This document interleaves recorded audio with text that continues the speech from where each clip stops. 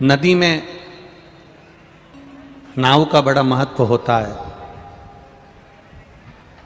शरीर में पाँव का बड़ा महत्व होता है और भगवान की कथा में भाव का बड़ा महत्व होता है।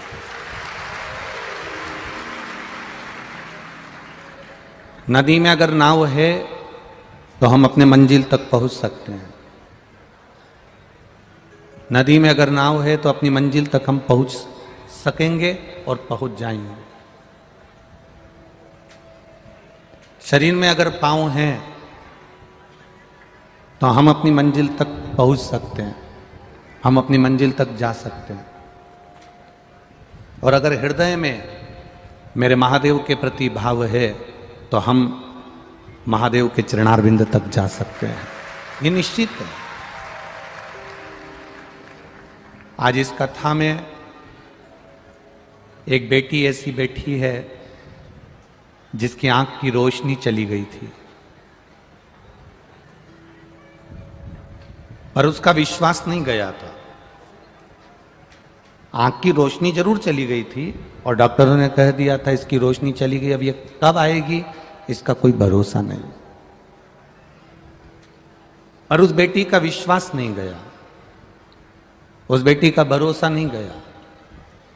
टीवी पर कथा सुन रही होगी और उसने अपने पिताजी से माताजी से कहा कि मुझे केवल शंकर जी पर चढ़ा हुआ जल ला कर दे दिया करो, मैं आंखों में लगा लूंगी।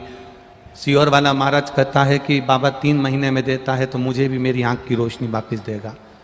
डॉक्टरों ने रिपोर्ट निकाली, उसमें लिखा कि इसकी रोशनी आने की कोई गारंटी नहीं है, कब आएगी उसका कोई भरोसा नहीं है, आएगी भी कि नहीं आएगी उसका कोई भरोसा नहीं, उसका कोई भरोसा नहीं। पर उस बेटी ने हिम्मत नहीं हारी। कथा के पंडाल में वो बेटी बैठी होगी, उसका नाम सुप्रिया प्रकाश रामाणी, रहीवासी संभाजी नगर की है, छत्रपति संभाजी। आप ही हैं? अब दिखना प्रारंभ हुआ है? आओ एक बार ऊपर आ जाओ, आ जाओ।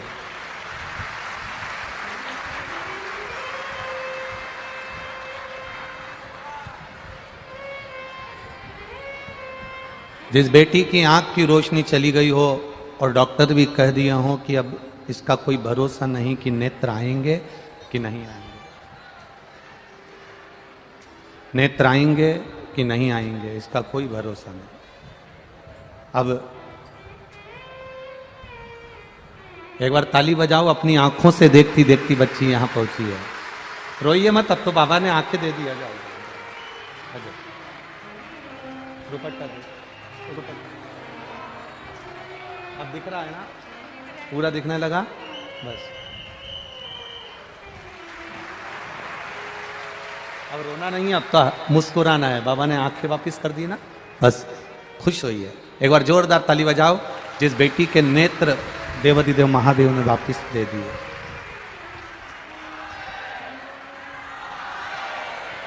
ये शिव है। सारे डॉक्टरों की रिपोर्ट, इस बेटी ने एक एक रिपोर्ट को, हॉस्पिटल की एक एक रिपोर्ट को लगाया है और एक एक रिपोर्ट को लगाया और बाबा की कृपा हुई। ये शिव कृपा ही है। खाली न जाता कोई दर से तुम्हारे, मैं भी खड़ी हूँ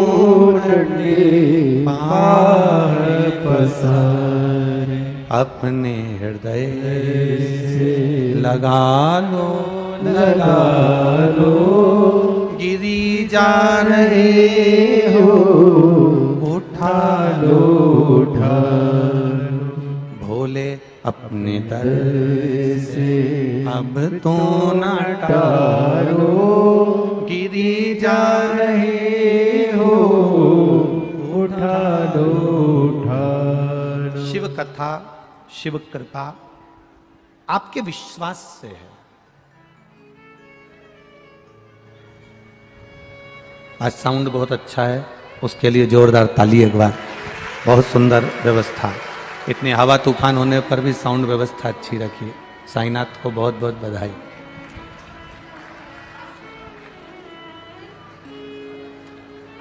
नदी में नाव, शरीर में जम के बोलो पांव, और कथा में भाव।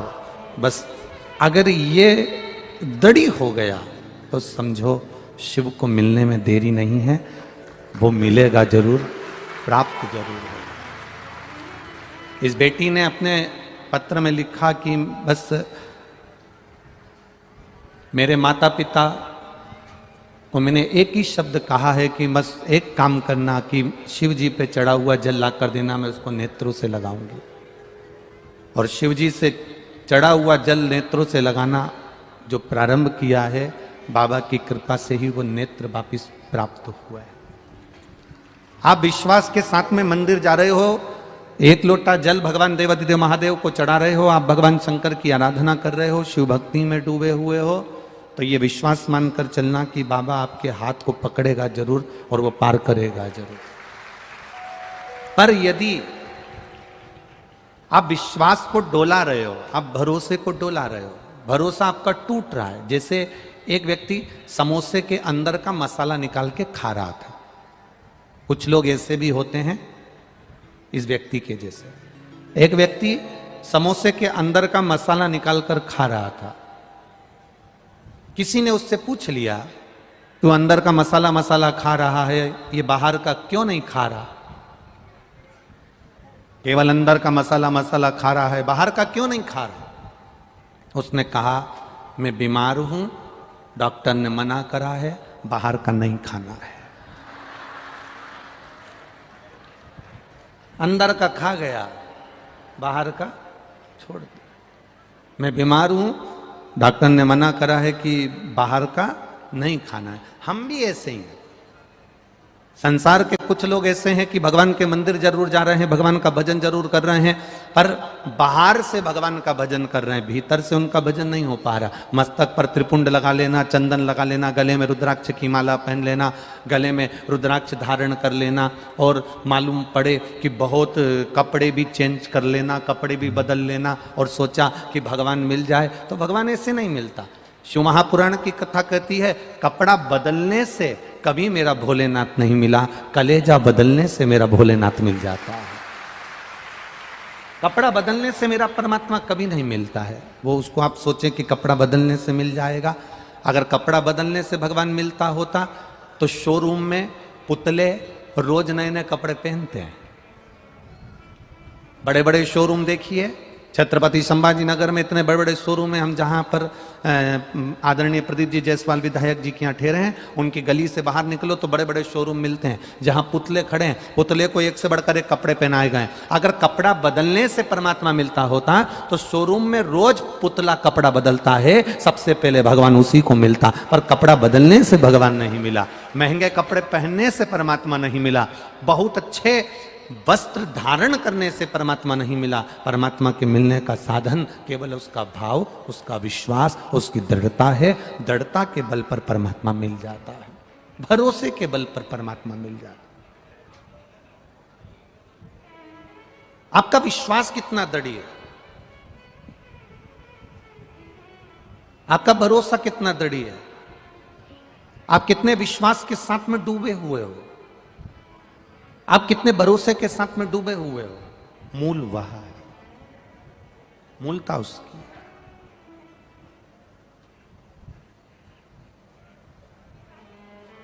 महाराज,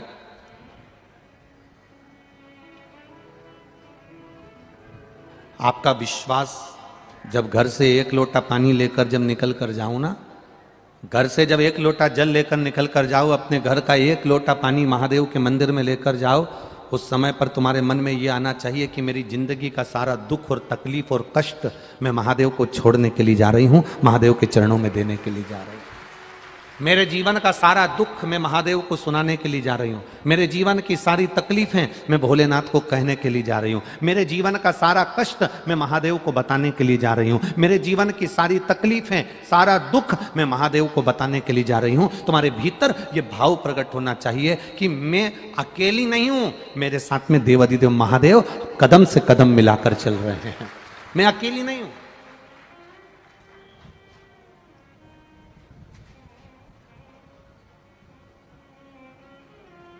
ये कदम से कदम मिलाकर मेरा देवादिदेव महादेव चल रहा है, कदम से कदम मिलाकर मेरा भोलेनाथ चल रहा है।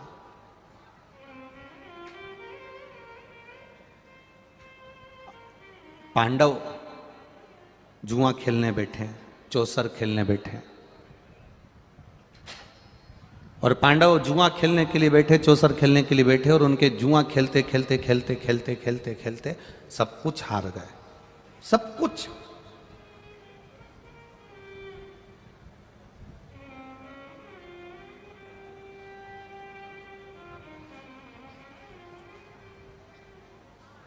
ये पांडव जुआ खेलते खेलते सब कुछ हार गए।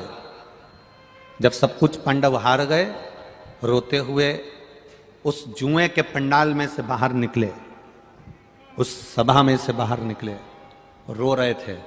मेरा द्वारकाधीश बाहर खड़ा था, इंतजार कर रहे थे, क्योंकि ये कह कर गए थे जब तक तुम्हें बुलाए नहीं तब तक तुम अंदर आना नहीं। भगवान बाहर ही खड़ा था।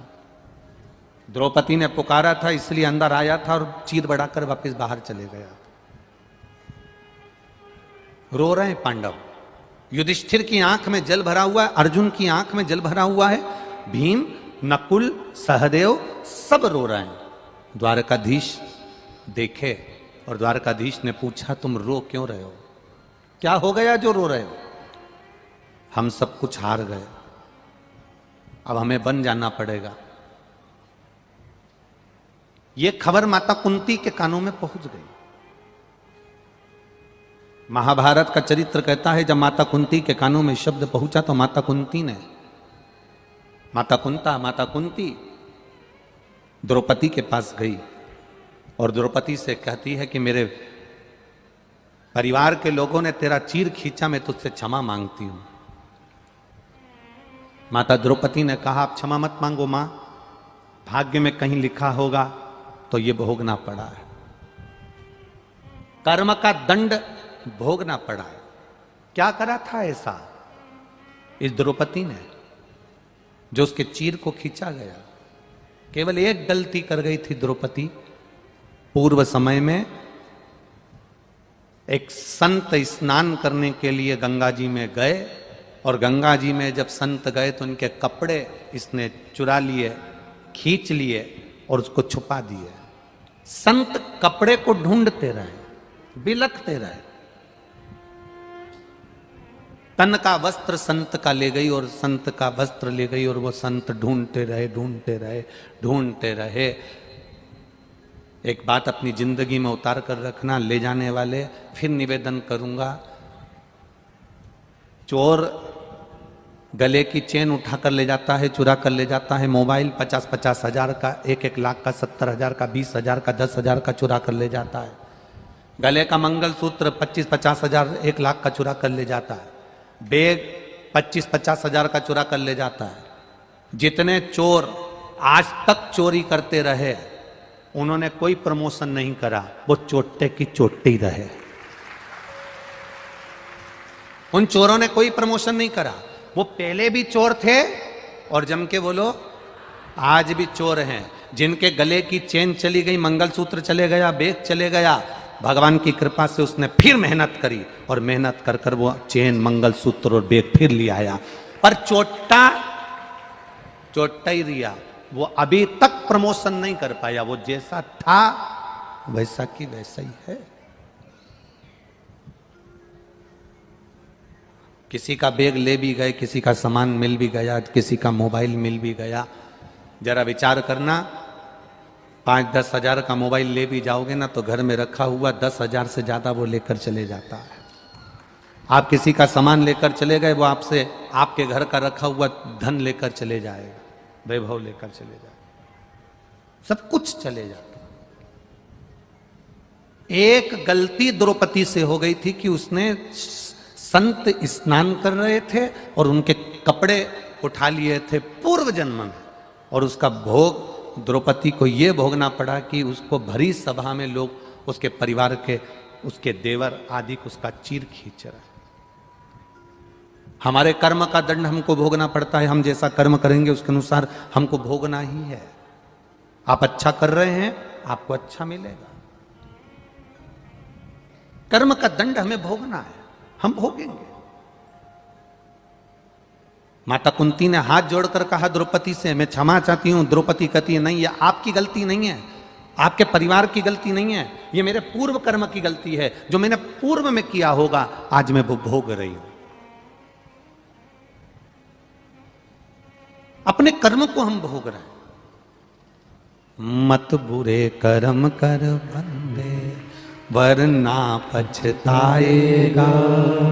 भगवान की आंखों से तू बच नहीं पाएगा, तू बच नहीं पाएगा। अरे ओ अज्ञानी, मत कर नादानी। अरे ओ अज्ञानी, मत कर नादानी। तेरे कर्म का फल भी तू ही पाएगा, जैसा किया तूने तेरे आगे आएगा। मत बुरे कर्म कर बंदे, वरना पछताएगा। भगवान की आंखों से तू बच नहीं पाएगा, तू बच नहीं पाएगा। आपने जैसा दिया है वैसा आपको मिलेगा, आप जैसा करेंगे वैसा आपको प्राप्त होगा। आप अगर भोलेनाथ बाबा, एक सहज बात है, कथा में बैठ के आप करते क्या हो? शंकर जी को याद करते हो। आप अगर शिव जी को याद कर रहे हो तो शंकर भगवान भी तो पार्वती के पास बैठकर आपको याद कर रहा होगा। आपने याद किया, उसने सुना, आपने हृदय से उसको पाने का प्रयास किया, वो मिला, प्राप्त हुआ। अविरल भक्ति को धारण करा। द्रौपदी कहती है, ये मेरे कर्म का दंड है जो मुझे भोगना पड़ेगा। माता कुंती ने भगवान कृष्ण को बुलाया और माता कुंती ने भगवान कृष्ण से पूछा, मेरे बेटे वन वन जाएंगे, जंगल जंगल में जाएंगे, क्योंकि सब कुछ हार गए, अब जो चले गया वो वापिस कैसे मिलेगा? कर्जा हो गया, चूकेगा कैसे? किराए के मकान से निकलकर हम अपने मकान में कब पहुंचेंगे? बड़ी बीमारी हो गई, कैंसर जैसा रोग हो गया, लीवर किडनी खराब हो गए, थायराइड हो गया, कहीं सोरेसिस हो गया, ये शरीर में इतने रोग आ गए, कहीं आंख की रोशनी चली गई, कहीं श्रवण शक्ति चली गई, कहीं कंठ के अंदर मालूम पड़े गांठें पड़ गई, कैंसर जैसा रोग हो गया। इससे हम छूटेंगे कैसे? हमारा दुख कटेगा कैसे? हम किसके पास जाएं कि हमारा दुख कट जाए? बहुत सारे महाराज मिलेंगे, बहुत सारे मिलेंगे तुमको जो कहेंगे हमारे पास आकर बैठो, हम तुम्हें ये दे देंगे, तुम्हारा दुख कट जाएगा, हम तुम्हारे लिए ऐसा कर देंगे, तुम्हारा दुख कट जाएगा, हम तुमको ये बता देंगे, तुम्हारा दुख कट जाएगा। शिव महापुराण की कथा कहती है, शंकर भगवान 24 घंटे शमशान में रहते हैं। भोलेनाथ जी कहते हैं कि मुझसे बड़ा दुनिया में कोई तंत्र जानने वाला नहीं होगा। पार्वती, मुझसे बड़ा दुनिया में कोई मंत्र जानने वाला नहीं होगा, मुझसे बड़ा दुनिया में कोई अघोरी नहीं होगा, और मुझसे बड़ा दुनिया में कोई ज्योतिषाचार्य नहीं होगा। जो राम जी के जन्म लेने पर ज्योतिषी करने पहुंच गए, जो भगवान कृष्ण के जन्म लेने पर भगवान कृष्ण के यहां ज्योतिषी करने पहुंच गए, जो संपूर्ण ब्रह्मांड में अघोरी भी वही है, तंत्र भी उसी का है, मंत्र भी उसी का है, साधना भी उसी की है, सब कुछ उसी का है, तो उससे बड़ा तंत्र मंत्र साधना विद्या करने वाला कोई दूसरा क्या होगा, जो 24 घंटे शमशान में रह रहा।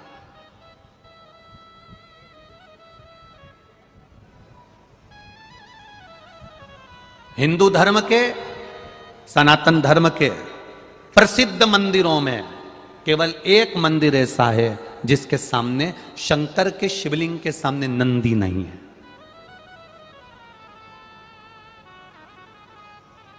पूरे भारत की भूमि के हिंदू धर्म, सनातन धर्म के सारे प्रसिद्ध मंदिरों में एक मंदिर ऐसा है कि शंकर भगवान के शिवलिंग के सामने नंदी नहीं है। क्यों नहीं है? क्या कारण है? वो केवल दुनिया का एक ही मंदिर है, वो एक ही जगह है, वो है अमरनाथ की गुफा, जिसके सामने नंदी नहीं। कौन से महादेव? जम के बोलो जरा। अमरनाथ। अमरनाथ बाबा के सामने नंदी नहीं है,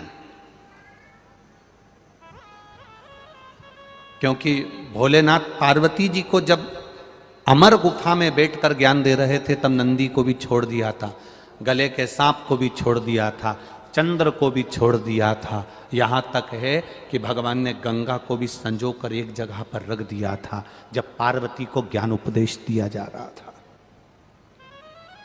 अमरनाथ की गुफा में जब देवाधिदेव महादेव पार्वती को ज्ञान उपदेश दे रहे थे, सब कुछ छोड़ दिया। नंदी ने कहा था आप गुफा के अंदर जाकर बैठ जाओगे, मैं अंदर नहीं जा सकता, मेरे लिए आज्ञा क्या है?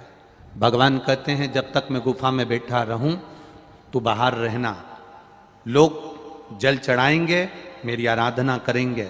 शिवजी के मंदिर में शंकर भगवान मंदिर के अंदर हैं और नंदी बाहर है, उसका केवल एक कारण है कि महादेव अगर मंदिर छोड़कर, कैलाश छोड़कर, शमशान छोड़कर, साधना छोड़कर नहीं जा पाते हैं तो उन्होंने नंदी से कह दिया सबके दुख मिटाने के लिए तुझे उनके द्वार तक पहुंचना है,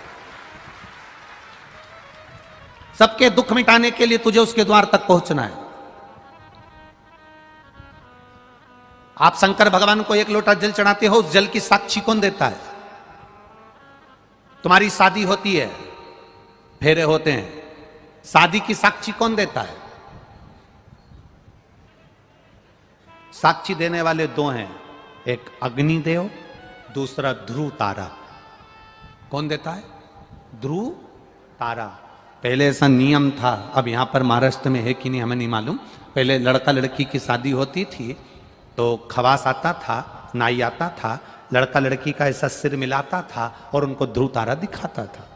महाराष्ट्र में ऐसा है कि नहीं है पता नहीं हमको, है कि नहीं? इधर है ना, कहीं कहीं होगा ऐसा। तो ध्रुव तारा साक्षी होता था, उस भरकन्या के विवाह की साक्षी ध्रुव तारा देता था, साक्षी थी उसकी। आप एक लोटा जल जब देवाधिदेव महादेव को चढ़ाते हैं, आपको नहीं मालूम कि शंकर जी नेत्र बंद करके बैठे हैं पिंडी के अंदर, शिवलिंग के अंदर, कि शंकर जी नेत्र खोल कर बैठे हैं, आपको नहीं मालूम। आपने तो शंकर जी को जल चढ़ा दिया, पर तुम्हारे जल चढ़ाने की साक्षी कौन देता है? जो सामने बैठा हुआ है मंदिर के बाहर। कौन? नंदी। वो तुम्हारी साक्षी दे देता है। ये वापिस गई हुई सत्ता कैसे मिलेगी? गया हुआ बेबहू कैसे मिलेगा? हमारा दुख कैसे कटेगा?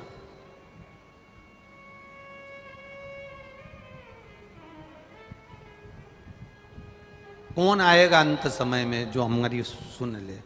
अंत समय प्रभु आना पड़ेगा, वचन दिया तो निभाना पड़ेगा।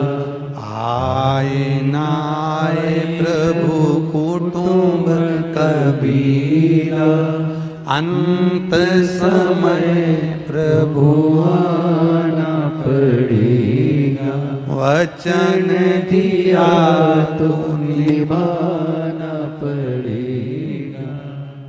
कोई आएगा कि नहीं आएगा, पर जिसको तुमने एक लोटा जल चढ़ाया है, एक बेलपत्र देवाधिदेव महादेव को समर्पित करी है, कुछ उससे दिल से कहा है, वो आएगा। बहुत सारे लोग मिलेंगे जो कहेंगे हमारे पास बैठो, हम तुम्हारा दुख मिटा देंगे, हम तुम्हारी तकलीफ मिटा देंगे, हम तुम्हें एक भभूति दे देंगे, हम तुम्हें एक बेल दे देंगे, हम तुम्हें एक नरियल दे देंगे, हम तुमको ये दे देंगे, हम तुमको वो दे देंगे, तुम्हारा दुख मिट जाएगा। पर ईमानदारी से बोलना, संसार में दुख मिटाने की सामर्थ्यता किसी में नहीं है, वो मिटाने की सामर्थ्यता केवल एक देवाधिदेव महादेव में है, बाकी तो किसी में नहीं। सियोर वाला महाराज तुमसे कह दे कि मैं तुम्हारा दुख मिटा दूंगा तो बहुत कठिन बात है। हमारा दुख मिटाने वाला भी देवाधिदेव महादेव है, तो तुम्हारा दुख भी मिटाने वाला देवाधिदेव महादेव। संसार में जन्म लिया है तो दुख पीछा नहीं छोड़ता। तुम्हारे घुटने दुखते हैं तो हमारे भी दुखते होंगे, तुम्हारा सिर दुखता है तो हमारा भी दुखता होगा। बोलो सही है कि गलत है? हम कोई वीआईपी रूप से टपके तो नहीं है कि भगवान ने हमको अलग से नीचे टपका दिया। मानव की देह हमारी भी है, तुम्हारी भी है। तुम 2 रोटी खाते हो, हम भी 2 रोटी खाते हैं।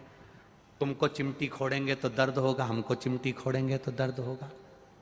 जैसे तुम हो वैसे हम हैं। बस हमने एक काम करा, अपनी पूरी जिंदगी, पूरा जीवन हमने बाबा पर छोड़ दिया। पूरा जीवन नीलकंठ दर्शन करने के लिए, जब हरिद्वार कथा थी तो नीलकंठ दर्शन करने के लिए गए थे। जाते समय भी भगवान का नाम जप रहे थे, आते समय भी जप रहे थे। ड्राइवर की नींद लग गई।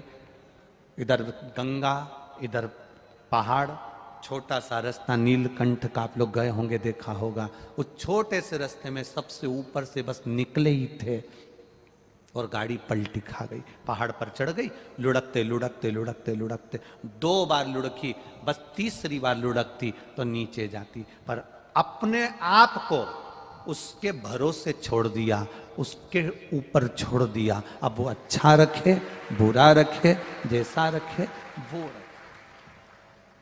बस गाड़ी पलटी, थोड़ा चक्कर आया, गिर गए।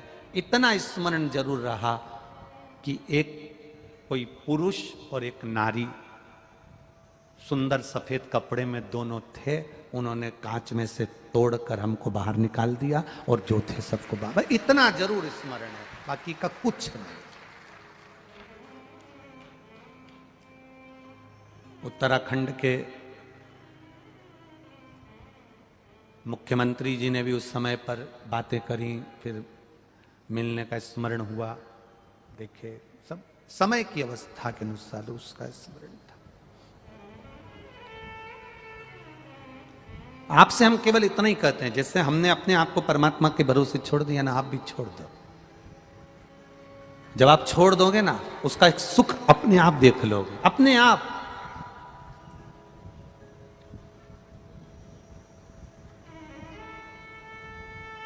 जिसके पिता चने का ठेला लगाते हो, दुनिया भर में धक्के खाते हो, 50 रुपए कमा कर घर लेकर आते हो और उसमें से भी कहीं कोई गाय ठेले पर मुंह मार दे और उसमें से भी चने चले जाएं, जरा विचार करिएगा उसकी गति क्या होती हो। जो ललाट पर लिखा उसे कोई नहीं टाला, पर ललाट पर लिखे हुए को टालने वाला और पलटने वाला, ब्रह्मा जी का काम है भाग्य लिखना, देवताओं का काम है भाग्य लिखना, पर केवल एक ऐसा है देवादिदेव महादेव जो भाग्य को पलट देता है। तुम्हारे दुख में सुख को पलट देगा, दुख की घड़ी को काट देगा और सुख सामने लाकर छोड़ देगा।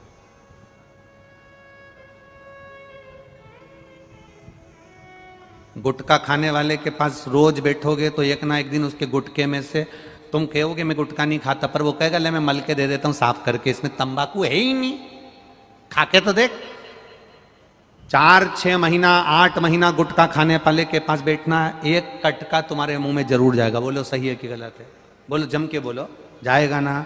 जब कटका मुंह में गया तो धीरे धीरे तुम रोज जाओगे, रोज कहोगे ला एक जरा सा टुकड़ा दे दे मेरा तो खा लूं मैं, और फिर धीरे धीरे मुख में तंबाकू जाना प्रारंभ हो जाएगा। जुआ खेलने वाले के पास बैठोगे, तुम जुआ खेलना नहीं जानते और उसके पास बैठे हो, तो जब पुलिस पकड़ेगी तो तुमको भी पकड़ कर लेकर जाएगी। उसको नहीं मालूम कि तुम नहीं खेल रहे थे, तुम कितना ही खेलो कि मैं जुआ नहीं खेलता, मुझे आता ही नहीं, मैं जानता ही नहीं, पर तू बैठा क्यों उसके साथ? मैं खाने में पीने वाले के साथ बैठे रहोगे, तुम नहीं पियो, मत पियो, पर पीने वाले के साथ बैठे हो और वहां पर खाली गिलास रखा है तो देखने वाला समझेगा कि इसने भी पी होगी। किसी मांस मदिरा की दुकान पर, किसी ऐसी होटल पर जाकर खड़े हो जाओगे जहां पर ऐसा भोजन बनता है और वहां पर तुम बस केवल कुछ मत करो, खड़े ही हो जाओ, उतने में लोगों को लग जाएगा कि इसने गलत खाया। जरा विचार करना, तंबाकू वाले के पास बैठे तो तंबाकू का इल्जाम लगा, दारू वाले के पास बैठे तो दारू का इल्जाम लगा, जुए वाले के पास बैठे तो जुए का इल्जाम लगा, और अगर भजन करने वाले के पास बैठ गए तो लोग कह देंगे तो भजन में डूबा रहता है। इल्जाम लग रहा है कि ये भजन में डूबा रहता है, ये तो पगला हो गया, इसमें तो अक्ल ही नहीं है। जब भी विश्वर वाला महाराज महाराष्ट्र में आता है, लोग पागल हो जाते हैं, लाखों की संख्या में पहुंच जाते हैं, इनमें तो अक्ल ही नहीं है। कितना माइक पे चिल्ला रहा था वो सावन महाराज बेचारा, माइक पकड़ पकड़ के कह रहा था, अरे बाहर निकल जाओ रे, बाहर निकल जाओ रे, बाहर निकल जाओ रे, बाहर निकल जाओ रे। आखिरी में पुलिस प्रशासन, कमिश्नर सर को धन्यवाद दूंगा, कलेक्टर महोदय को धन्यवाद दूंगा। उनका फोन आया कि गुरुजी हवा तेज चल रही है, आप एक बार व्यासपीठ के पास आकर बोल दो कि ये सब बाहर निकल जाए। हम तो तुम्हें बाहर निकालने को आए थे, पर करें क्या।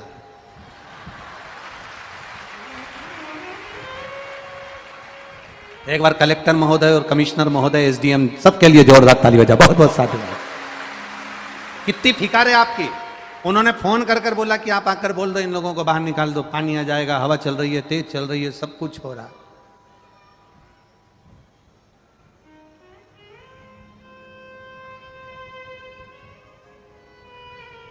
अब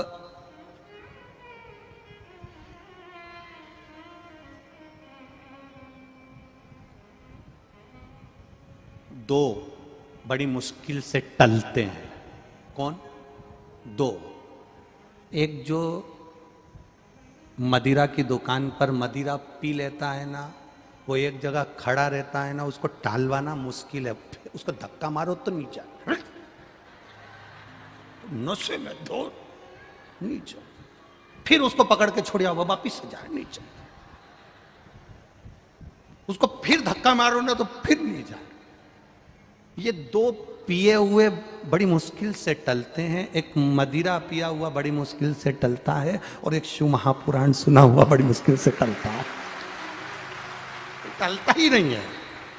वो बेचारा कब से चिल्ला रहा सावन महाराज कि सावन महाराज कब से कह रहे कि पंडाल खाली कर दो, हवा चल रही है, छोड़ दो, जाओ जाओ जाओ। एक वीडियो में भेज दिया, उसमें कई गुरुजी ये तो जा ही नहीं रहे और अपना बेग रख रख के पसर गए। अरे जा ही नहीं रहा।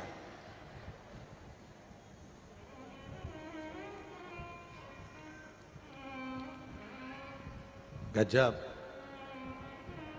घर जा जाके नजर उतरवा लेना तुम्हारी हो। गजब। स्मरण चित्त हो तुम्हारा।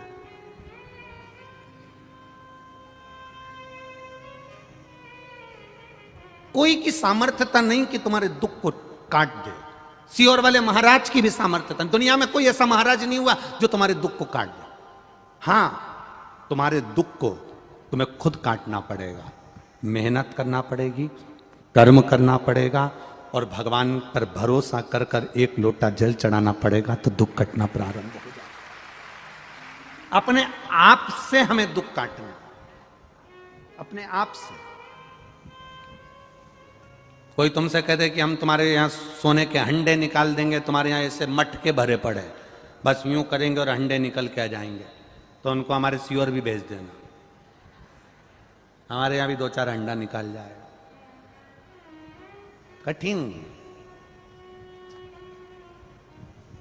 कर्म करो, विश्वास रख कर करो। एक लोटा जल चढ़ाने जाओ तो विश्वास रख कर जाओ। परमात्मा को क्या चाहिए तुमसे? केवल तुम्हारा किया गया भजन। एक पति को पत्नी से क्या चाहिए? एक पति का जन्मदिन आया, शादी की सालगिरह आई, पत्नी ने बहुत प्रेम से पति से कहा, आज मैं बड़ी खुश हो गई हूं अपन दोनों की, आज 25वीं शादी की सालगिरह है। 25वीं को कुछ कहते हैं सिल्वर जुबली। हाँ, ऐसे ही बोलते हैं ना, सिल्वर जुबली। हाँ, 25वीं शादी की सालगिरह है। 25। अब 25वीं शादी की सालगिरह, पत्नी ने पति से कहा, मैं बड़ी खुश हूं, आपको क्या गिफ्ट दूं? हमेशा आप मुझे गिफ्ट देते रहे हो, मैं क्या गिफ्ट दूं? पति ने केवल एक ही शब्द कहा, गिफ्ट भले मत दे, पर मेरी इज्जत करना चालू कर दे।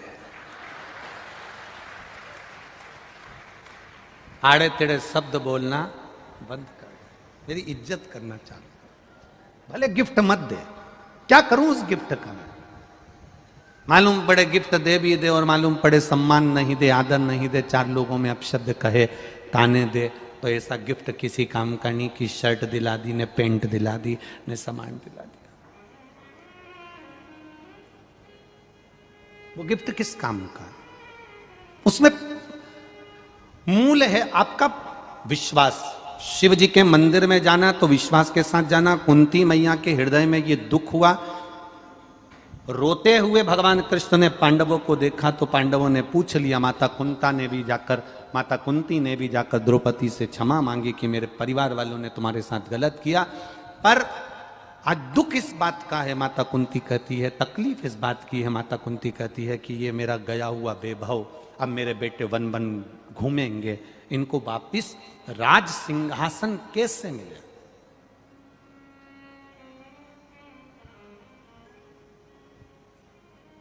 ये सोए कौरव और पांडव 5। कौरव 100, पांडव 5।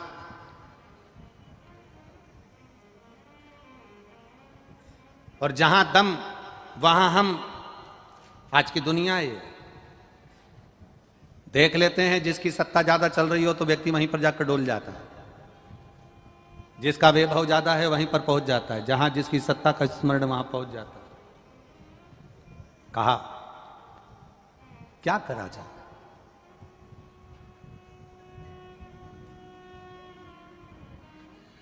भगवान कृष्ण ने पांडवों को बुलाया और पांडवों को बुलाकर कहा कि एक काम चालू करो,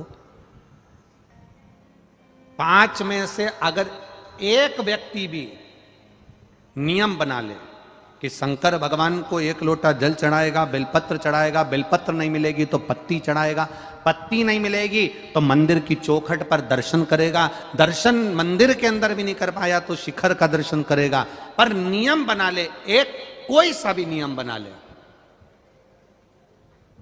नियम बनाने वाले को भगवान जल्दी से जल्दी दे देता।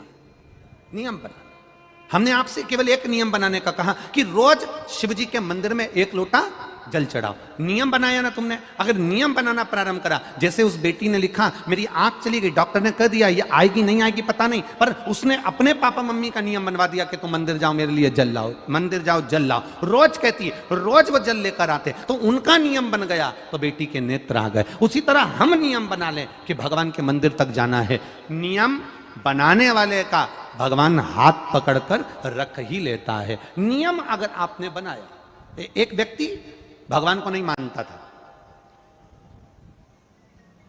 भगवान को कभी नहीं मानता था, और उसने एक प्रवचन में सुन लिया कि एक नियम बना लो, भगवान तुम्हारे मन की मनोरथ पूर्ण कर देगा, अभिलाषा पूरी कर देगा।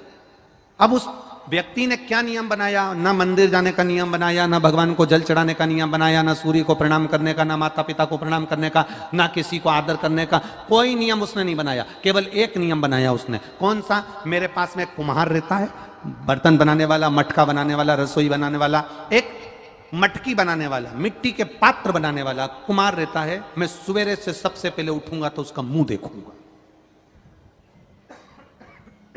केवल उसका मुख देखूंगा।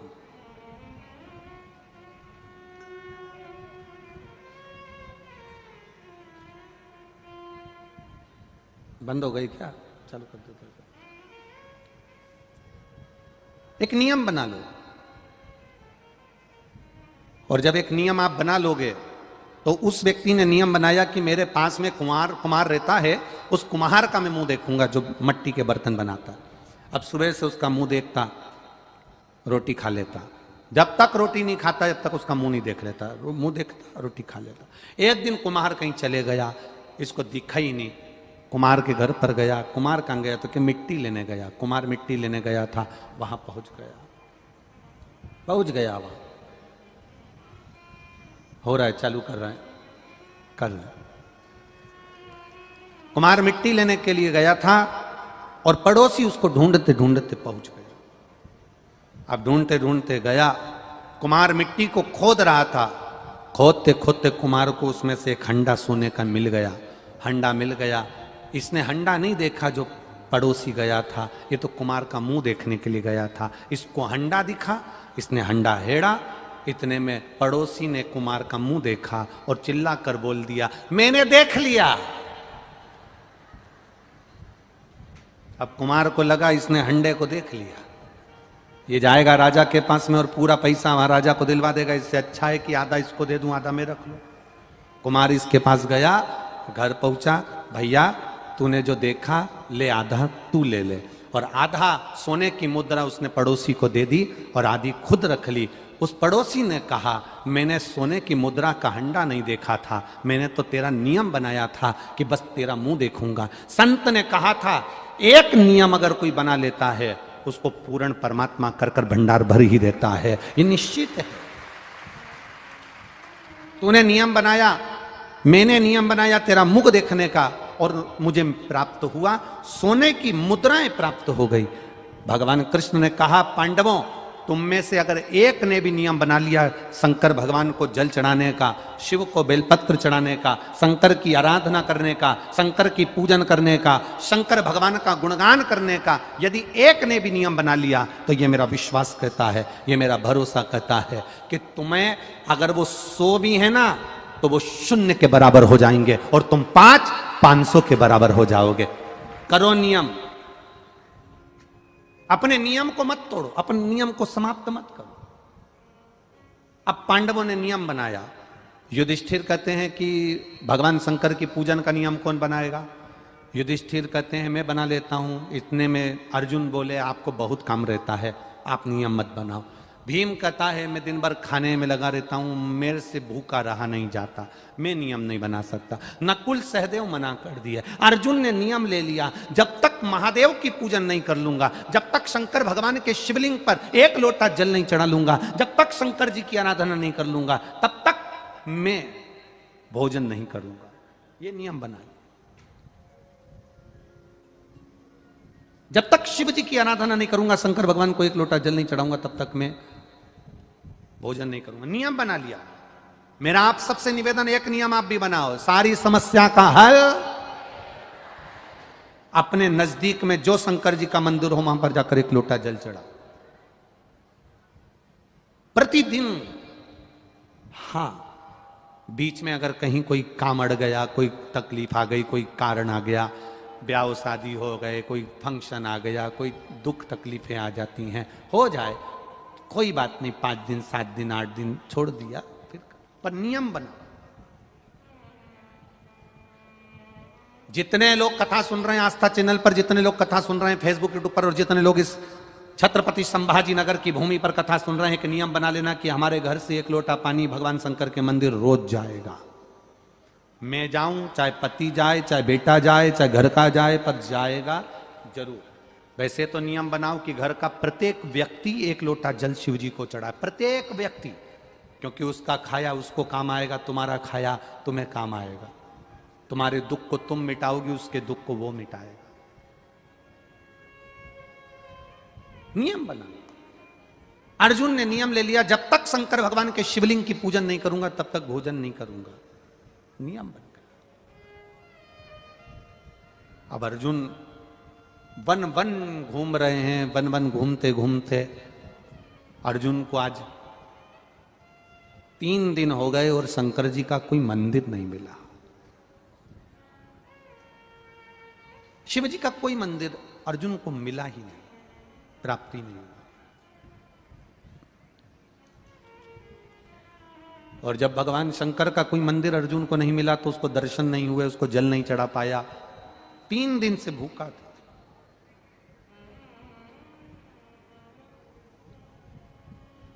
तीन दिन से भूखा। युधिष्ठिर ने भीम से कहा भीम अर्जुन भूखा है, 3 दिन हो गए भोजन नहीं करा। जहां पर विश्वास होता है वहां परमात्मा प्रकट होता है। गंगोत्री से गंगा सागर तक की यात्रा तो एक मुर्दा भी कर लेता। बोलो सही है कि गलत है? गंगोत्री में मुर्दे को पटक दो पानी में गंगा जी के अंदर तो वो बहता बहता बहता बहता बहता बहता कहां तक पहुंच जाएगा? बोलो जम के बोलो, गंगा सागर तक पहुंच जाएगा। गंगोत्री से गंगा सागर की यात्रा तो एक मुर्दा भी कर लेता है। तुम्हारे जिंदा रहने की पहचान वो होती है कि गंगा सागर से गंगोत्री तक की यात्रा करी जाए, अर्थात नीचे से ऊपर चढ़ा जाए। मतलब मेहनत कर कर आगे बढ़ा जा। करोड़ों की संपदा कोई छोड़कर चले गया, आप ऐशो और आराम की जिंदगी जी रहे हो वो अलग बात है, पर आपने कितनी मेहनत करी वो देखा जाता है।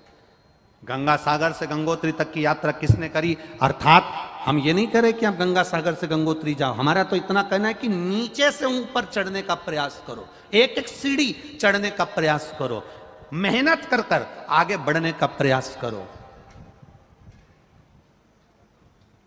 अपने कर्म को करते करते आगे बढ़ने का प्रयास करो।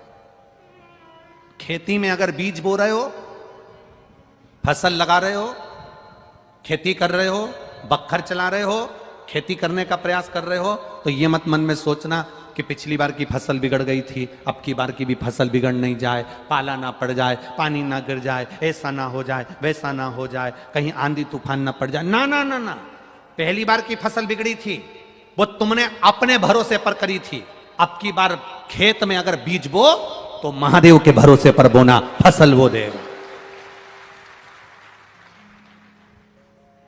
हम जमीन को अपना समझ रहे हैं, बेल को अपना समझ रहा है, बखर को अपना समझ रहा है, काम को हम शास्त्र कह रहा है जिस दिन तुमने पूरा की पूरा काम, पूरा की पूरा परिवार, सब कुछ परमात्मा के भरोसे छोड़ दिया, फिर वो जाने।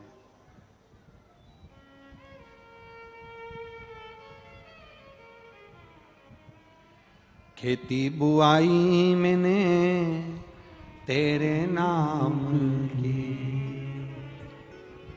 फसल लगाई मैंने तेरे नाम की, मेरे भरोसे मत छोड़ना, भोले जी मेरी लागी लगन मत छोड़ना, ओ शंभू मेरी लागी लगन मत तोड़ना। ये खेती आपकी, फसल आपकी, मेहनत करवाने वाले भी आप और फसल देने वाले भी आप, और फसल की कीमत निश्चित करने वाले भी आप। हम मेहनत कर सकते हैं, मेहनत। बैंक में एक लॉकर होता है, उस लॉकर में लोग अपना सोने का जेवर रखते हैं। उसकी दो चाबी होती है, एक मैनेजर के पास होती है, एक चाबी तुम्हारे पास होती है। जिसने बैंक के लॉकर में अपना सोना रखा होगा, गोल्ड रखा होगा, सामान रखा होगा, उसको मालूम है। दो चाबी होती है बैंक के लॉकर की, एक मैनेजर के पास, एक तुम्हारे पास। तुम्हारी चाबी कितनी भी घुमा लो, लॉकर खुलेगा क्या? जम के बोलो, नहीं खुलेगा। मैनेजर अपनी चाबी कितनी भी घुमा ले, लॉकर खुलेगा क्या? नहीं खुलेगा। तुम अपनी चाबी घुमाओ, मैनेजर आएगा, अपनी चाबी लगाकर घुमाएगा और लॉकर खुल जाएगा। उसी तरह तुम मेहनत की चाबी घुमाते रहो, मेरा भोलेनाथ चाबी लाकर घुमाएगा तुम्हारे भाग्य की और कार्य हो जाएगा।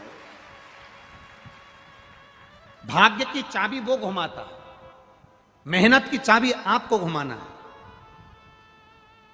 आप इतनी दूर दूर से चलकर यहां आए हो, गाड़ियां लेकर आए हो, बस लेकर आए हो, कोई लोडिंग लेकर आए हो, कोई ऑटो लेकर आए हो, कोई बाइक लेकर आए हो, कोई फोर व्हीलर गाड़ी लेकर आए हो। एक एक दो दो किलोमीटर दूर तुम्हारी गाड़ी रोक दी, तुम वहां से पैदल चलकर यहां तक चलकर आए हो। तुमने इतनी मेहनत कर कर अगर यहां तक पहुंचे हो, इतनी मेहनत कर कर, तो तुम्हारी मेहनत खाली तो नहीं जा सकती। देगा तो वो, भरेगा तो वो, तुम आए उसके दरवाजे पर हो।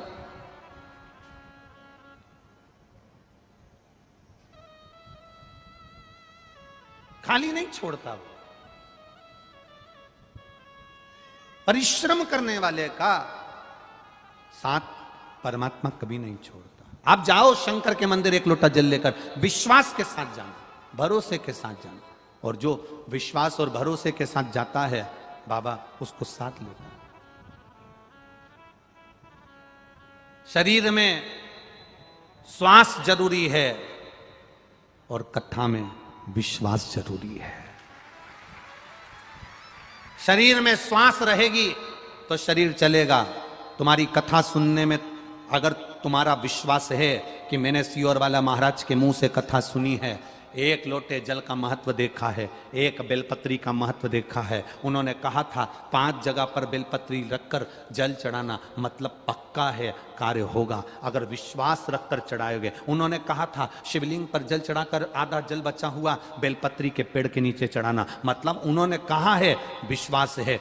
व्यास पीठ से बोला गया है, भरोसा विश्वास दृढ़ हो गया, पक्का हो गया, फिर तो महादेव को भी तुम्हारा काम करना ही पड़ेगा। विश्वास पक्का। ये विश्वास नहीं तो और क्या है? इतनी हवा चल रही थी, इतनी आंधी चल रही थी, टेंट उखड़ उखड़ के जा रहा था, तुम बैठे रहे विश्वास के बल पर, भरोसा पक्का कर कर। तो बाबा को भी सोचना पड़ा, ये बड़ी अड़ेली है, नहीं हटेगी। उसको भी सोचना पड़ता है भाई, उसको भी विचारना पड़ता है।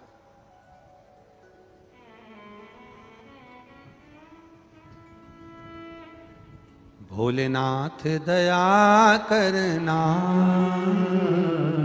मैं तेरे भरोसे हूँ। मेरे बाबा दया करना,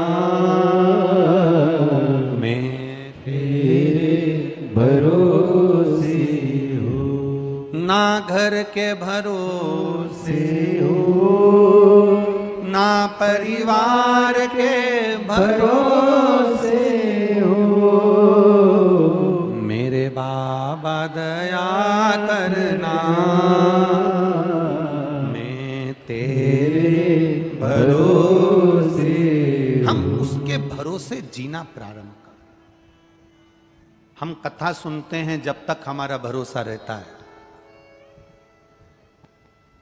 फिर कोई मिल जाता है और वो कह देता है कि यहां से तुम्हारा काम नहीं हो रहा तो तुम हमारी दूसरी जगह चलो, हम एक और बाबा के पास ले चलते। यहां से काम नहीं हो रहा तो वो तीसरे के यहां चलो, हम उसके पास ले चलते। मतलब तुम एक पे भरोसा नहीं कर पाई। अगर एक पर भरोसा कर लेती, शिव महापुराण पर पूरा भरोसा कर लेती ना, तो तुझे किसी के दरवाजे जाने की जरूरत नहीं पड़ती, तेरा काम वहीं से हो जाए। भरोसा होगा तभी तो लोग इतने पत्र लिखते हैं कि हम पढ़ भी नहीं पाते। भरोसा, विश्वास। शरीर में श्वास जरूरी है और कथा में विश्वास जरूरी है। आप जब शिव महापुराण की कथा चाहे टीवी पर सुन रहे हो, चाहे पंडाल में सुन रहे हो, चाहे मोबाइल पर सुन रहे हो, आपको भरोसा होना चाहिए, विश्वास होना चाहिए, दृढ़ता होना चाहिए। विश्वास तोड़ने वाले बहुत मिलेंगे, बहुत। कोई कहेंगे कि ऐसा है, कोई कहेगा वैसा है, कोई कहेगा उनने ऐसा कर दिया, कोई कहेगा उनने वैसा कर दिया।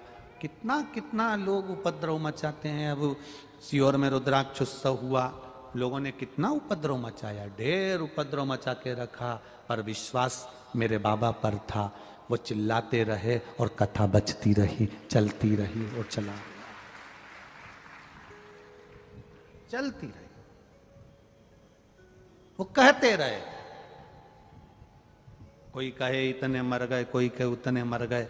हमने केवल इतना ही कहा कि जो मरे उनकी लिस्ट ला कर दे दो, बस इतना निवेदन था। जो मरे उनकी लिस्ट लाई।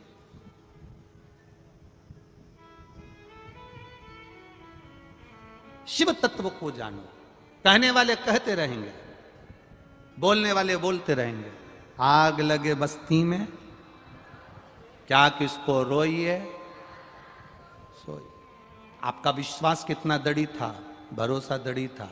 आज विश्वासी तो दृढ़ होगा, तभी तो लोग केवल इस व्यासपीठ से कहा कि अपने अपने गांव में, अपने अपने नगर में, अपने अपने शहर में एक निर्माल्य विसर्जन की गाड़ी चढ़ाओ, गाड़ी चलाओ, जिससे हमारे यहाँ के तालाब, नदी, कुएं, बावड़ी स्वच्छ रहें, मंदिर साफ रहे। निर्माल्य ले जाकर उसकी खाद बनाकर पेड़ पौधे में डाल दो। आज देखो पूरे भारत की भूमि पर गांव गांव, नगर नगर, शहर शहर में महिलाओं ने, माताओं ने निर्माल्य विसर्जन की गाड़ियां चालू कर दी। कोई पुरुषों ने निर्माल्य विसर्जन की गाड़ी चालू कर दी। और जितनी माताएं निर्माल्य विसर्जन की गाड़ियां चला रही हैं, जितने संस्थाएं निर्माल्य विसर्जन की गाड़ी चला रहे हैं, जितने लोग निर्माल्य विसर्जन की गाड़ी चला रहे हैं, 3 महीने तक तुम्हारी गाड़ी अगर तुम चलाकर, तुम रविवार की रविवार चलाओ, चाहे सोमवार चलाओ, चाहे मंगलवार चलाओ, हफ्ते में एक बार अगर तुम चला रहे हो, तुम्हारी निर्माल्य विसर्जन की गाड़ी अगर जा रही है, तुम 2-4 महीने बाबा की ये सेवा कर कर देखना कि निर्माल्य विसर्जन का फल क्या प्राप्त होता है, उसका लाभ क्या मिलता है,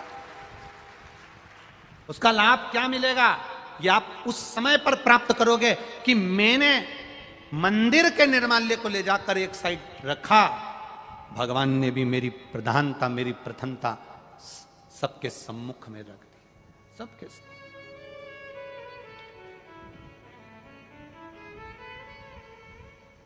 मंदिर में आप झाड़ू लगाते हो, मंदिर की सफाई करते हो, सेवा करते हो, ये खाली नहीं जाएगा। सास की सेवा करते रहे तो सास मरते मरते एक आध अंगूठी तो दे ही जाएगी, भले वो कितनी चिड़े, पर सेवा कर रहे हो तो देगी, नहीं कर रहे हो तो वो अपनी बेटी को भी दे सकती है।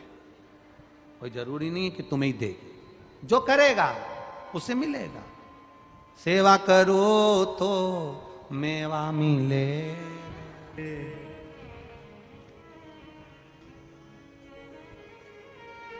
गौ माता की सेवा करो रे, सेवा करो तो बोलो बोलो मेवा मिले, मात पिता की सेवा करो रे, सेवा करो तो मेवा के लिए कोई नहीं करे, चाबी मिले रे। कौन करे मेवा के चक्कर में सेवा? या तो जितने लोग सेवा करे आज के जमाने में चाबी के चक्कर में करे, चाबी के चक्कर।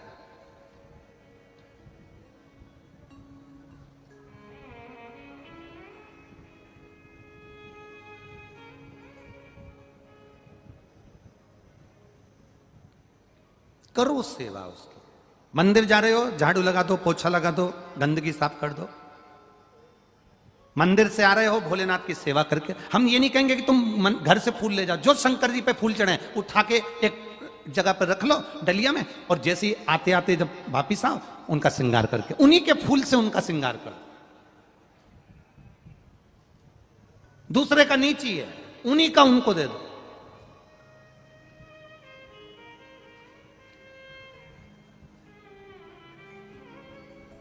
दूसरे की साड़ी कितनी भी पहन लो, एक ना एक दिन वो देख लेगी ना तो मांग लेगी।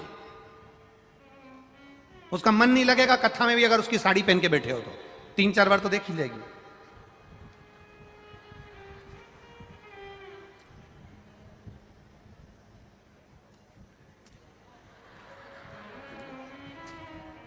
मैंने पहले दी थी तेरे को, तो जो साड़ी पहनी है फिर वो देखना ही बंद कर दे। क्या देखे बार बार, तो उसने देखना बंद कर दिया। उसने कहा ये बार बार साड़ी की क्या। कभी कभी वो एक व्यक्ति अपने ससुराल जा रहा था, और ससुराल जाते जाते बीच में उसका मित्र मिल गया। मित्र को देखा तो उसने कह दिया कि मैं मेरी ससुराल जा रहा हूं, तू क्या कर रहा है? कुछ नहीं, कुछ नहीं, हाँ कुछ नहीं, मैं ससुराल जा रहा हूं, तू फ्री है तो मेरे साथ चल। कहने नहीं मेरे पास कपड़े वपड़े नहीं है। अरे कपड़े की क्या करना, मेरे पास रखे, मैं बैग में से दे दूंगा, पहन लेना, चल। मित्र उसको ससुराल ले गया, और उसने ससुराल में जाने से पहले अपना जो पजामा था वो मित्र को दे दिया कि ये पहन ले। वो कुर्ता तो उसका अच्छा था, पजामा ही गड़बड़ था, पजामा उसने दे दिया। अब वो ससुराल में गया, साले ने पूछ लिया, जीजा जी ये कौन है? मेरा दोस्त है, मित्र। मैं अकेला आ रहा था तो मैंने सोचा कि अकेला आ रहा हूं तो इसको साथ में ये जा रहा था, तो मैंने कहा तू भी मेरे ससुराल चल। ले आया। कुर्ता इसी का है, पजामा मेरा है। अब दोस्त को गुस्सा आ गया। मित्र ने कहा बताओ कितना बेवकूफ आदमी है, अकल मकल नहीं है तेरे में, रत्ती भर की भी। जैसे ही उसका साला गया तो इसने मित्र से कहा तेरे में अकल नहीं, बेवकूफ है, पागल है, मूर्ख है। ये कहने की क्या जरूरत थी कि कुर्ता मेरा और पजामा तेरा है, मैं जा रही है मेरे गांव वापिस। उसने कहा नहीं रुक जा, अब नहीं कहूंगा, तेरी सौगंध नहीं कहूंगा, किसी से नहीं कहूंगा कि पजामा मेरा, बस खत्म। अब ये मामा जी के यहां से भोजन करने बुलाया, तो ये मामा जी के यहां गया, तो मामा जी के यहां से उनकी बहुओं ने पूछ लिया, जीजा जी ये कौन है? मेरा दोस्त है, मैं अकेला आ रहा था तो मैंने सोचा चलो इसको भी ले चलो। कुर्ता भी इसी का और पजामा भी इसी का है। अब तो इसको कांटे से खोल नहीं। अभी इसने कहा, जैसी बहुएं गई तो कहा कि पागल हो गया, पगला है। ये क्या कहने की जरूरत थी कि कुर्ता भी इसका पजामा भी इसका। मैं जा रहा यहां से। उसने कहा नहीं नहीं अपन अब नहीं बोलूंगा, बिल्कुल पक्का अब नहीं बोलूंगा, अब कुछ नहीं। इतने में मौसी जी आ गई, कंवर साहब, जीजा जी, जमाई साहब, हमारे यहाँ शाम को आना। तो शाम को ये गए। फिर मौसी ने पूछ लिया ये कौन है? मेरा दोस्त है, अकेला आ रहा था तो इसको ले आया।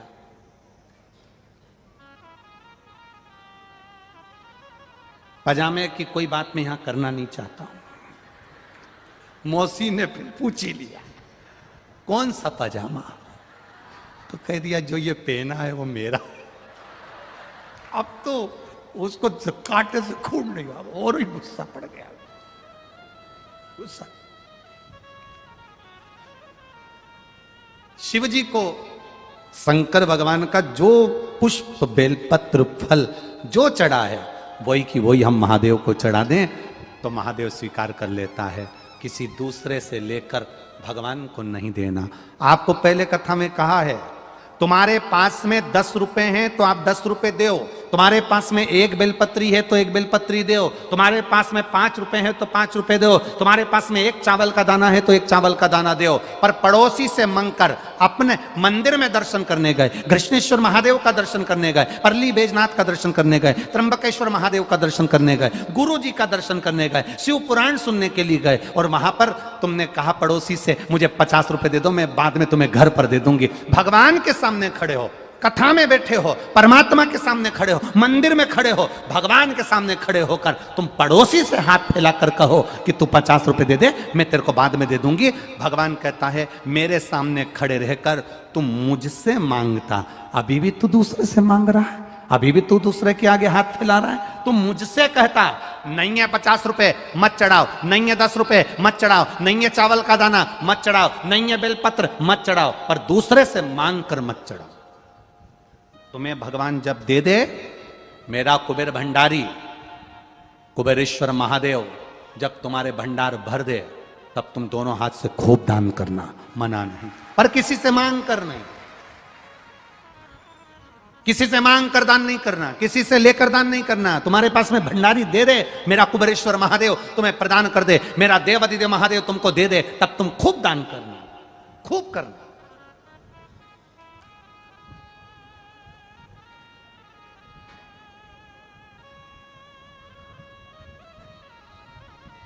हम आपको क्या वर्णन करें। हम सबसे ज्यादा कुबेरेश्वर धाम पर कमी थी तो पानी की कमी थी। आपको पहले भी मालूम है पानी की बड़ी कमी थी। वहां बोर खोदो तो 500 फीट 400 फीट बोर खोदना पड़ता था, पानी नहीं निकलता था, और पानी निकलता ही नहीं था, खो आ जाती थी नीचे, पानी नहीं निकलता।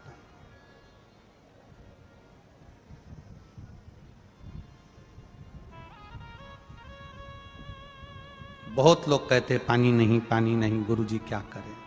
हमने कहा कुछ नहीं, अब बाबा का भजन करो, जिस दिन उसको लाना होगा ऐसा पानी लेकर आएगा कि पानी की कमी नहीं। महाराष्ट्र की माताएं ट्यूबवेल लगाना प्रारंभ करी। एक माँ तो हर 2-4 महीने में आकर एक बोर लगवा देती है। बाबा ने ऐसी कृपा करना प्रारंभ कर दी कि जिस बोर को खोदते हैं बाबा ऐसी करुणा करा कि उस बोर में 400 फीट तो जान दो, 200-250 फीट पर ही बाबा जल प्रदान कर देता है। ये शिव कृपा। हमसे लोग कहते हैं कि कुबेरेश्वर धाम में आखिर ऐसा क्या है।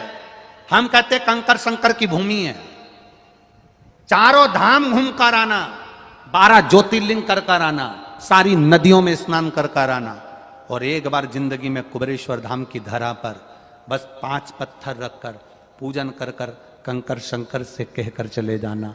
जिस बैग को लाए हो उसको खोलना भी मती, 3 महीने में वापिस वही बैग लेकर बुला लेगा। वो शिव है जिसने दृढ़ता रखी, विश्वास रखा, भरोसा रखा, जो विश्वास से उसको रिझाता है वो मिल जाता है।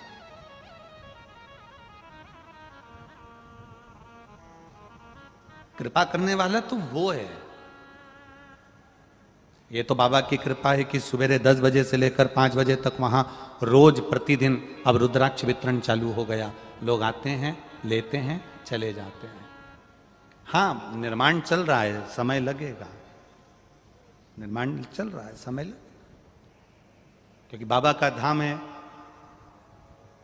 पहले जिस स्थान पर मंदिर का निर्माण था, बाबा उस स्थान को नहीं छोड़े तो आगे का वर्णन कर दिया, दूसरा मंदिर का निर्माण चालू कर दिया। ये शिव तत्व है, बड़ी पवित्रता का आनंद है वहां। कंकर शंकर है वहां, कंकर शंकर।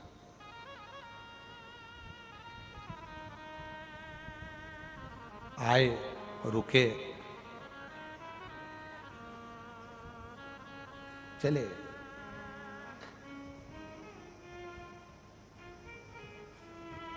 आप कभी, कई लोग कहते हैं कि वहां पर व्यवस्था क्या मिल सकती है। हम कहते हैं सार्वजनिक रूप से वहाँ लेट बात बने हुए हैं 50, 60, 100 अभी, क्योंकि और बनने वाले हैं।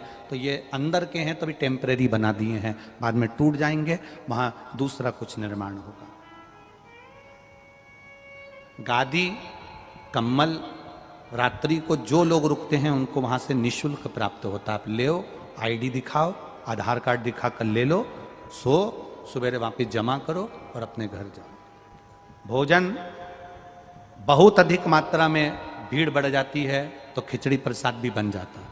कारण एक बड़ा भोजनशाला का निर्माण हो रहा है जिसमें 70,000 से 1 लाख भक्त 1 घंटे के अंदर महाप्रसाद ग्रहण कर लें। इतनी बड़ी रसोई घर का निर्माण वहां चल रहा है। समय लगेगा, अभी जो प्रसाद बन रहा है वो आप आराम से पाइए बाबा का। जो लोग आजीवन भोजन भंडारे के सदस्य बन जाते हैं, आज तो बड़ी पूर्णिमा है, जो आजीवन भोजन भंडारे के सदस्य बनते हैं, भले आपने 21,000 रुपये जमा करे, पर कभी जिंदगी में आकर देखना कि तुम्हारा 21,000 रुपये तुमने एक बार जमा करा, वो तुम्हारा 21,000 रुपया, ये लाखों भक्त जो प्रतिदिन 25,000, 30,000, 50,000 लोग आते हैं, तुमने जो 21,000 जमा करा उसका एक चावल का दाना उनके मुंह में जाता है कि नहीं जाता? तुम रहे ना रहे, तुम चले भी गए, अपने हाथ से जो तुमने दिया है वो सही जगह लगा कि नहीं लगा? अपनी बेटी, गाय और लक्ष्मी ऐसी जगह दो जहां सही सतमार्ग की ओर जाए। बड़ी खुशी होगी आप अगर आकर देखेंगे कि हमने जो दिया वो सही जगह लगा कि नहीं लगा। भक्ति में मन लगा। अब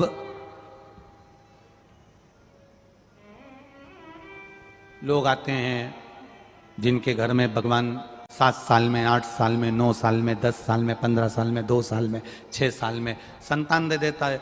वहां आकर ढोल बजाते हैं, डीजे बजाते हैं, नगाड़े बजाते, भगवान का भजन करते, खूब नाचते कूदते, अपना आनंद लेते।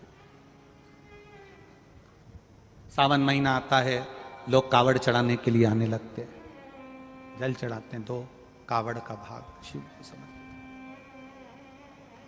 क्या है ऐसा शिव में? शिव में क्या है ऐसा?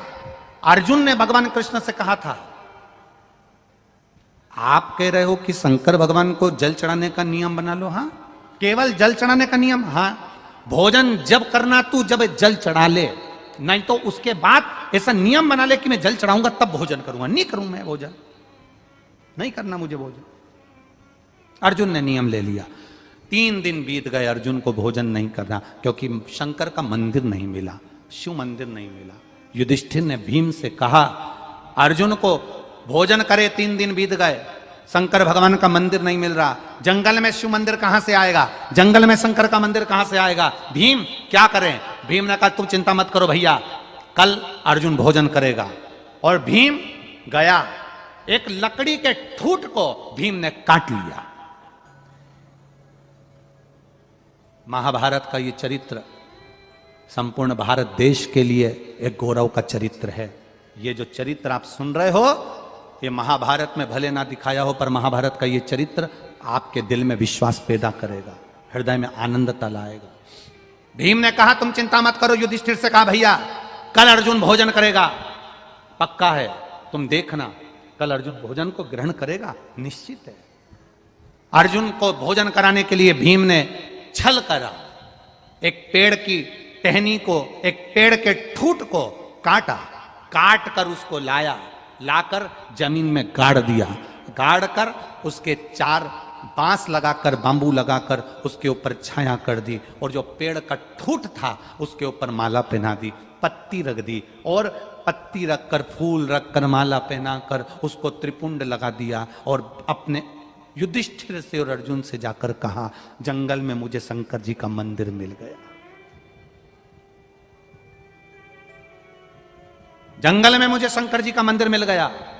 शिव मंदिर जंगल में मिल गया? हाँ। युधिष्ठिर ने तुरंत अर्जुन से कहा, अर्जुन इसके साथ जाओ और शंकर जी का दर्शन करके जल चढ़ा कर आओ। अर्जुन 1 लोटा जल सरोवर में से भरे, शंकर का गुणगान करते हुए नमः शिवाय नमः शिवाय नमः शिवाय ओम नमः शिवाय बोलते हुए शंकर के मंदिर में पहुंच गए। शिव जी का शिवलिंग देखा, अर्जुन प्रसन्न हो गए। प्रसन्न होकर उन्होंने जल चढ़ाया, जल चढ़ाकर वापिस आए। आने के बाद माता कुंती से, द्रौपदी से कहा, भोजन दो। भोजन सामने आया, अर्जुन ने भोजन करा। जैसे ही भोजन करा, अर्जुन बस भोजन आधा कर चुके थे और भीम ठहाका लगाकर हंस दिए।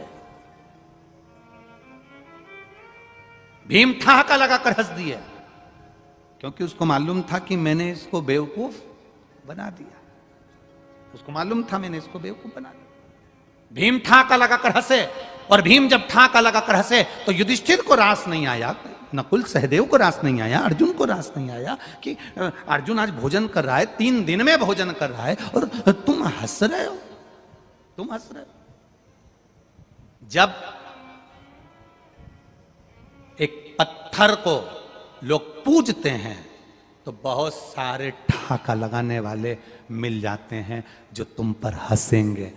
अरे अभी बताओ, हमने ही तो यह पत्थर रखा था, हमने ही तो यह पत्थर रखा था, हमने ही तो यहां लाकर पत्थर रखा था, और किसी ने उसकी पूजन कर ली, दूसरा उसकी पूजन करना चालू कर दिया, तीसरा उसकी पूजन करना चालू कर दिया, चौथा उसकी पूजन करना चालू कर दिया। एक पत्थर में भी प्राण आ जाते हैं जब कोई दिल से उसको पूज लेता है, उसकी प्राण प्रतिष्ठा हो जाती है। एक पत्थर में भी प्राण आ जाते हैं।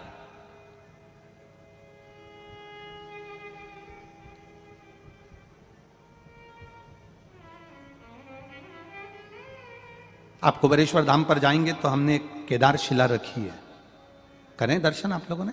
एक बड़ी सी शिला, केदार शिला उसका नाम है, आप उसका दर्शन करिए।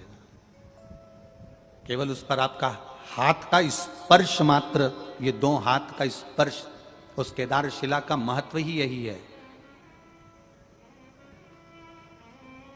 जो संतान प्राप्ति के लिए आते हैं वो हल्दी का छापा लगा देते हैं, जो शादी के लिए आते हैं वो कुंकू का छापा लगा देते हैं। बस केदार शिला पर हाथ का स्पर्श करते हैं, पूजन करते हैं, और बाबा से विनती कर कर जाते हैं, और बाबा भंडार, उस केदार शिला का स्मरण, कंकर शिला का भाव व्यक्त किया, हंस दिए। भीम को हंसी आ गई, भीम को हंसी, ठहाका लगा रहा है भीम। ऐसे दुनिया में कई लोग हंसेंगे। आप सीहोर आएंगे कंकर शंकर की भूमि पर तो लोग कह देंगे, क्या रखा है वहां, क्यों जा रहे हो वहां, शंकर जी का मंदिर भी नहीं बना अभी तो, शिव जी भी नहीं बैठे अभी तो, क्या करोगे वहां जाकर।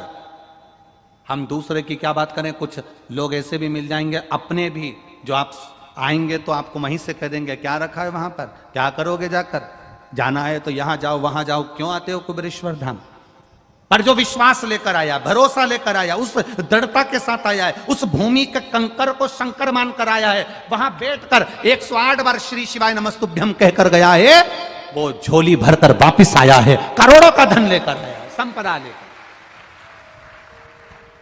क्या वर्णन करें हम उस कुबेर भंडारी की भूमि का। एक नेपाल की एक महिला बाबा के यहां आई, गई थी महाकाल दर्शन करने, और बाबा के यहां आकर बस उसने कहा, मेरा बहुत बड़ा केस चल रहा है बाबा, साथ ले, बस बहुत है, साथ ले।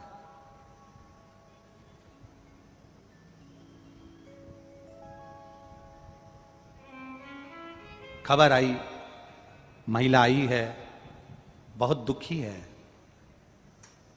उस महिला के मुख से एक शब्द निकला कि गुरुजी अगर मेरा केस सुलझ गया ना तो मैं यहाँ बाबा के यहाँ पर ऐसा ऐसा कर दूंगी। हमने उनसे एक महिला से एक ही बात कही, और वो महिला बाद में अभी वीरगंज में भी मिलने आई।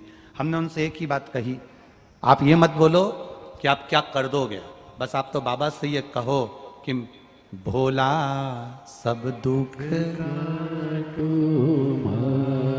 ओ भोला सब दुख आप तो बाबा से जाकर बस इतना कहो कि मेरा ये दुख है, काट देना। आपको ये नहीं कहना है कि मैं ऐसा करूंगी। भगवान कोई लालची नहीं है कि तुम करोगी इसलिए तुम्हारा काम करेगा। भगवान से तुम इतना कहो कि मेरी ये झोली भर देना बस, और बाबा को हाथ लगाओ, छापे लगाओ और जाओ यहां से, जाओ यहां से। गई 20 दिन भी नहीं हुए और उसने खबर कर दी आशीष भैया को कि मंदिर में बाबा जब विराजे और बाबा की जो शिलालेख हों उस सबको चांदी से पूरे मंदिर को जड़ दो। बाबा ने इतनी कृपा कर दी। ये शिव तत्व है, ये शंकर औघड़ी है, औघड़ी। आप बाबा को ये कहकर मत आओ कि मैं ऐसा करूंगी नहीं है। हमारे बाबा को तुम्हारा लालच नहीं चाहिए, हमारे बाबा को तुम्हारा लोभ नहीं चाहिए। तुम तो जल चढ़ाओ, पूजन करो, कंकर शंकर को पूज लो। तुम कुबेरेश्वर धाम पर आए हो तो शिव की आराधना करो, 1 रुपया भी मत दो। तुम तो भगवान का भजन करो केवल। वहां आए हो उस भूमि के महत्व को जानो, वहां बुराइयां मत ढूंढो, वहां बैठकर केवल शंकर में कंकर में शंकर को ढूंढने का प्रयास करो। दे दे तब तुम मत कहना कि मैं क्या दूंगी। तुम ऐसी पोटली बांध कर लाओगी और ऐसे लुटा कर जाओगी, ये निश्चित है। बस उसके पास आकर बोल कर, उससे केवल अपने मन की बात कहकर जाइए, अपने हृदय की बात कहकर। हंसेंगे लोग, ठाका लगाएंगे लोग, बहुत ताने देंगे लोग, बहुत हंसेंगे लोग। हम पे ही हंसते हैं। कोई टोटके वाला महाराज कह देता है, कोई उपाय वाला महाराज कह देता है। हम तो कहते हैं शंकर ने जो लिखा है शिव पुराण में बस उसी को बताया है। पूरी शिव पुराण को दिल से पढ़ना, एक एक चीज जो बताई गई, चाहे बेलपत्र हो, चाहे शहद हो, दही हो, चाहे काली मिर्ची हो, चाहे श्री शिवाय नमस्तुभ्यम हो। कई लोगों को तो श्री शिवाय नमस्तुभ्यम का भी विरोध करना है कि ये मंत्र ही नहीं, ये साधना ही नहीं। मत जपो ना, हमारा दिल करता है हम जप रहे हैं, ये हमारा दिल है। और हम आपसे भी कहेंगे आपका दिल करे तो श्री शिवाय नमस्तुभ्यम बोलो। उसका मतलब होता है शंकर भगवान मैं आपके चरणों को नमन करती हूं। उसके बाद भी कई लोग कह देते हैं श्री शिवाय नमस्तुभ्यम कहां से ले आया सीवर वाला महाराज, कहां से ले आया?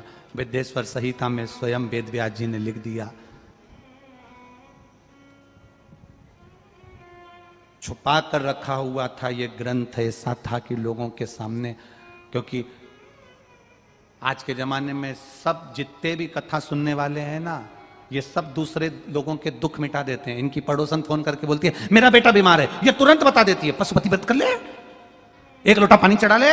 सुना मैंने शंकर जी की कथा में, ज्यादा हो तो 1 बेलपत्री लाके खिला दे। बोलो सही है कि गलत है?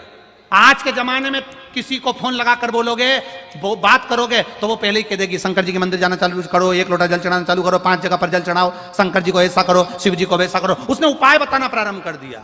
अब अकेला सीओर वाला महाराज उपाय नहीं बताता, और सीओर वाले महाराज को देखते देखते आजकल हर व्यास पीठ से लोग उपाय बताने लगे। शिव को पहचानना है हम। आजकल सब समझदार हो गए, जरा सा तकलीफ आती है लोग हम सप्तदिवसीय सुंदर श्री शिव महापुराण की अलौकिक दिव्य कथा हम सभी पूज्य गुरुदेव के सानिध्य में श्रवण करेंगे। मार्केट कमेटी मैदान, पीसा देवी रोड, संभाजी नगर की पावन धरा से हम सभी भक्त कथा श्रवण करेंगे। और निश्चित ही कथा के मुख्य यजमान आदरणीय प्रदीप शिव नारायण जी जायसवाल, निखिलेश प्रदीप जी जायसवाल, दीपाली निखिलेश जी जायसवाल, ऋषिकेश जी जायसवाल, काजल जी जायसवाल, समीक्ष जी जायसवाल परिवार की ओर से पूज्य गुरुदेव का पूजन किया गया, व्यासपीठ का पूजन किया गया। संभाजीनगर महाराष्ट्र की पावन धरा से यजमान पर भाग ग्रहण करके आपने केवल अपने जीवन को कर्तात्म किया, अपितु जन समुदाय विश्व कल्याण हेतु कथा कराकर अपने जीवन को कर्तात्म किया।